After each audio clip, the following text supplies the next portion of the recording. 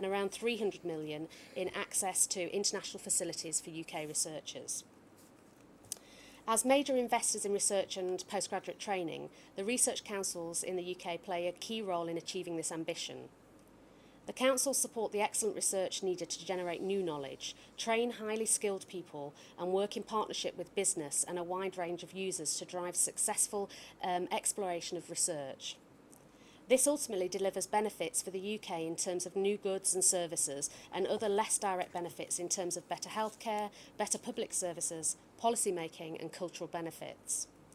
Both individually and collectively, the research councils stimulate multidisciplinary approaches to research, employing a broad portfolio of flexible funding mechanisms and approaches.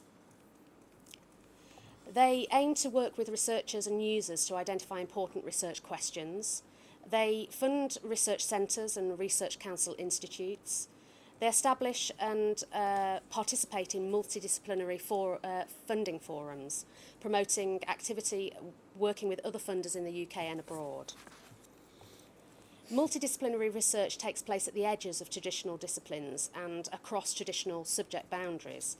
The research councils believe that novel multidisciplinary research is needed to solve many, if not all, of the next decade's major research challenges. And we believe the arts and humanities in particular have a significant part to play in that with Research Councils UK.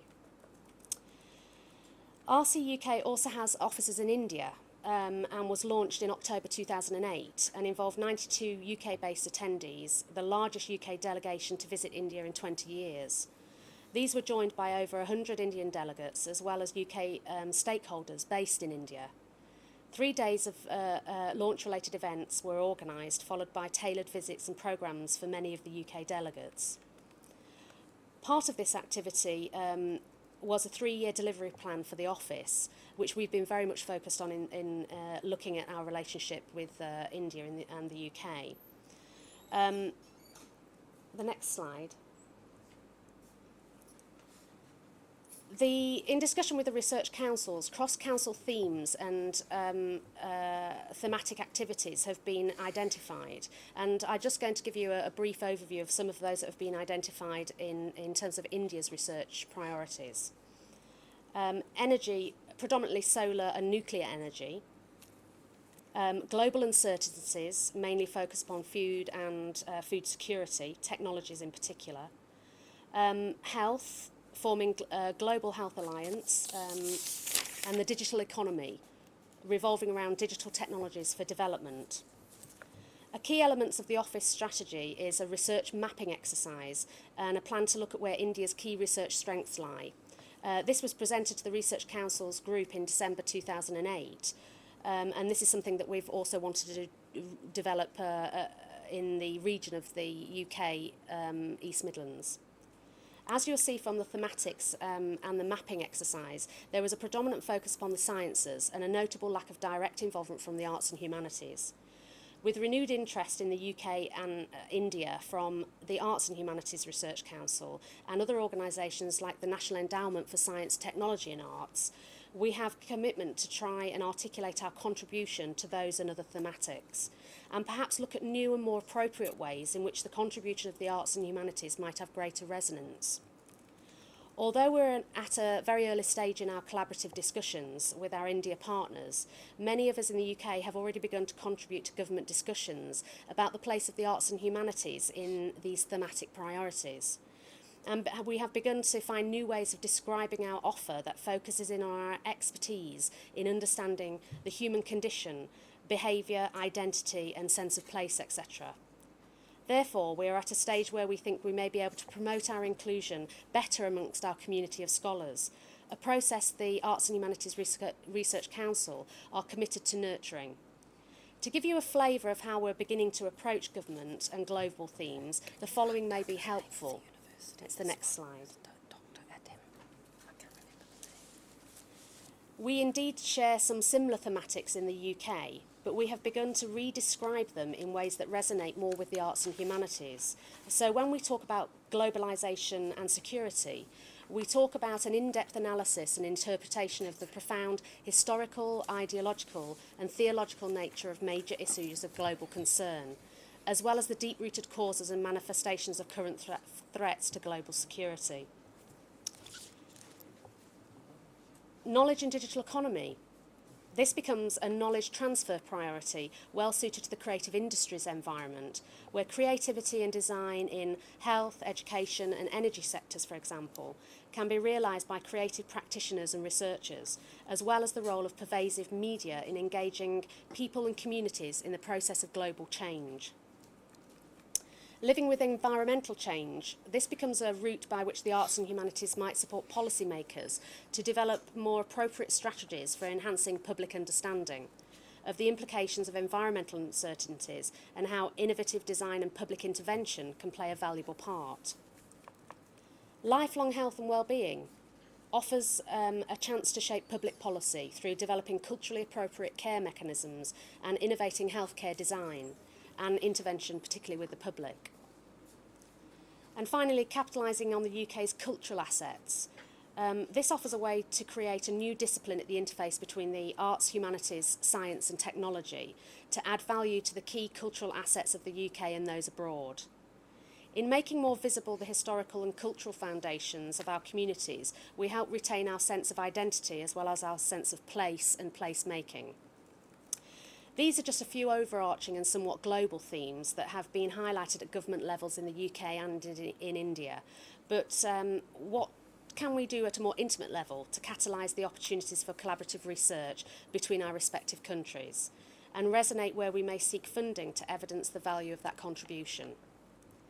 Our challenge over the next few months and years will be to locate these exciting collaborative ventures between our two countries and make more visible their contribution, and in doing so open up new funding routes and new ways of extending our collaborative opportunities. The next slide.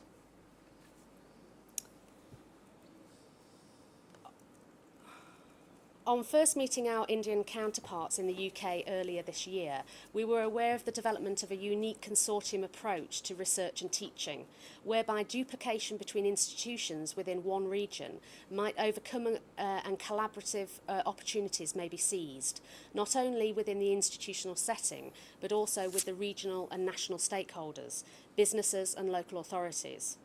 It was clear that within the consortium there was also a rich and varied set of disciplinary fields which was synonymous with the University of Northampton and a range of institutions with which we already collaborate. We decided that it would be a useful exercise to explore if we might be able to replicate the consortium approach in our own region and bring a network of institutions and stakeholders together in a similar way. And if you look at the slide presented, this was just an example of how one institution with its networks of universities might also engage with a number of the stakeholders and external organisations. And the aim was to replicate that in the UK, which I'll show you in the next slide.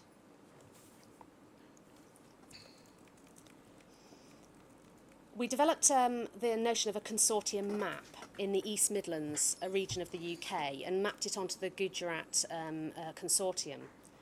This shows a proposed replication of this consortium in the UK in one particular region in which our institution is based, the East Midlands.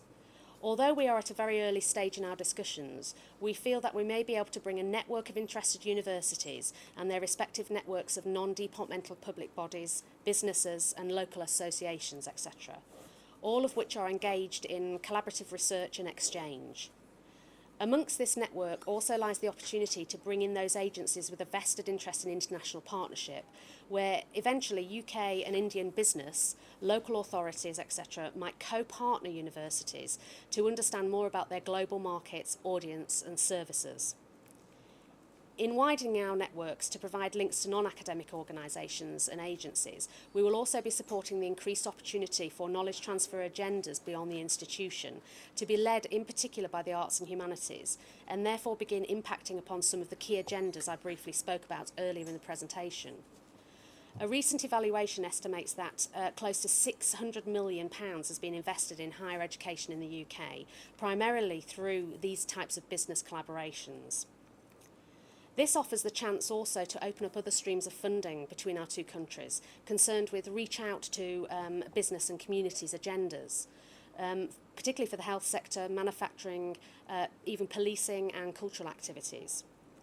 As you'll see in the diagram, we hope in the near future that both regions might network with their counterparts across our two countries and create a unique consortium for knowledge transfer to thrive. And the dotted lines on the presentation refer to streams of activity which we hope to develop, and Janet will speak about one of those in particular after this presentation in more detail. We have begun to undertake a preliminary mapping of expertise in our own institution and close partners in the region against the provision of teaching and research in 6 institutions in Gujarat. The result is a plethora of potential areas of confluence, and particularly exciting is the opportunity to hop across disciplines to bring unusual partnerships together between health and arts, human geography and literature, ecology, and our landscape and environment. In the arts, we have mapped unusual partnerships, particularly between Indian classical music and electroacoustics, electroacoustics, culture and identity in particular, lifelong health and well-being onto applied arts and architecture, literary criticism onto urbanism and diaspora, media production onto social movements, medical device manufacture and 3D design modelling, youth crime with theatre, and even fashion with podiatry, a more unusual mix. Once established, health and applied sciences will follow suit and be modelled more extensively across our mutual networks, and we'll make our mapping document available to those who are interested. When we have a clearer sense of what our mutual expertise might look like, we envisage a number of key mechanisms that will be made possible through closer dialogue and networking. And these will include in the following slide. Next slide.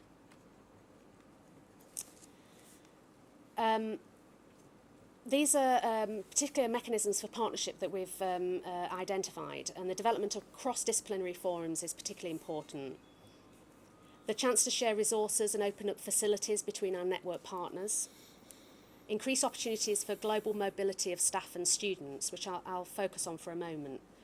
In the UK alone, 290,000 students leave university with undergraduate degree qualifications each year. Their knowledge, skills and qualities are vital building blocks of a high-value economy. As well as specialist knowledge, graduates bring with them distinctive skills in critical thinking, the ability to manage complex information, communication and team working. The development of international links and collaboration while studying makes the UK offer more attractive and greatly enhances the student experience. In developing student and staff exchange between the UK and India, we are also enabling interactions that ultimately inform our disciplinary practices and challenges some of the assumptions of how we work beyond the institution with business and the community. Staff mobility is by nature a precursor to student mobility.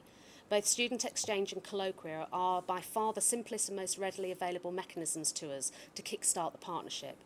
And although often expensive, they do offer huge returns.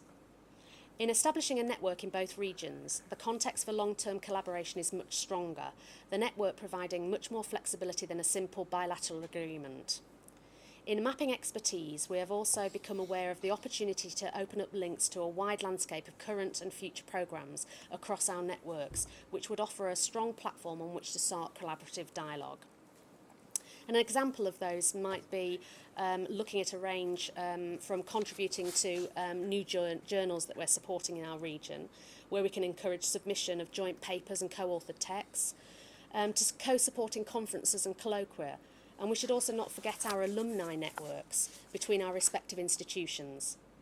It has been recognised that such networks have not really been capitalised upon and really exploited in how they might add value through opening up business and commercial networking opportunities across the international spectrum.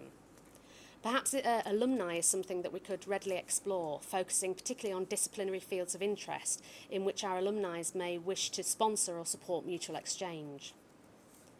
The next slide. Janet and I are also exploring the funding options available to realise collaborative activity, from small visits and networking events through to larger scale and longer term funding ambitions. I have highlighted a few of those that we are aware of and experienced in applying for, and I'm sure our mutual mapping exercise will uncover a plethora of other opportunities available further afield. As I mentioned briefly before, the British Academy is one particular area that we are well versed in applying for funding. Academic research is a worldwide undertaking, and the Academy's international funding and policy programmes help to create opportunities for UK researchers overseas, build international collaboration, attract outstanding international talent to the UK, and facilitate dialogue and understanding across cultural and national boundaries. They offer a plethora of funding schemes, from developmental awards for collaborative partnership abroad and Commonwealth exchange, through to international fellowships and conference awards. The Arts and Humanities Research Council have a research networking scheme. The scheme is designed to encourage and enable discussion at an international level, promoting the development of ideas on a specific thematic area, issue or problem, through, for example, new research networks, or running a series of workshops, seminars or similar events between our two countries. The British Council has funding agreements with both governments in the UK and in India, and UKIRI aims to substantially improve educational links between our two countries, ensuring in the longer term that we become each other's partner of choice in education.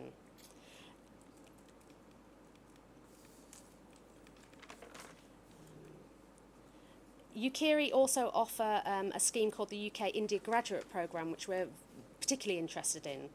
And this is about graduate work experience programmes, which gives Indian graduates the opportunity to take part in salaried internships with companies in the UK, and aims to give graduates a greater understanding of the UK, the people, society and way of life. Returning to the notion of linking up our respective non-academic networks, we may be able to exploit these funds to provide a network of India and UK student placement schemes, particularly in digital broadcast media, health and the cultural sector, and environmental agencies, and so on.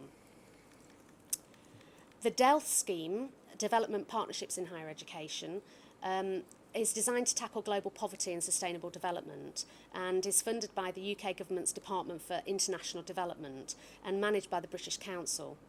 The programme provides funding to support partnerships between higher education institutions working on collaborative activity linked to the UN Millennium Development Goals. And finally, the India-UK Science Networks, and we mustn't forget this particular funding scheme, because it's also very interested in arts and science collaborations. And if we move on to the next slide. Our most important aspect of visiting Gujarat is that personal relationship building and building mutual respect and understanding costs nothing, but our time and commitment to nurturing scholarly relations. In my own research, I explore the nature by which scholarly collaborations first come about, the players required to catalyse good ideas, and the building of a value chain or collective expertise whose sum of the parts are enabled to become greater than the whole, where collectively we attempt to uncover, analyse and test our scholarly assumptions. Increasingly, it is in these value chains that the routes to successful collaboration are first laid down, and the complexity, behaviour and motivations first exposed. In spending time to ensure those relationships are built on strong foundations, Professor Wilson and I hope to set out our value chain and set it in motion this week, and gather the players together to begin to exploit our combined expertise and bring about new knowledge and long-lasting partnerships. With this thought, I'll conclude the presentation and allow Professor Wilson to animate one particular field of scholarly activity in which collaboration has become intrinsically embedded in its methodologies, as well as practices, and where traditional scholarship begins to uncover markers with resonance far beyond the discipline. And the final slide. Thank you very much.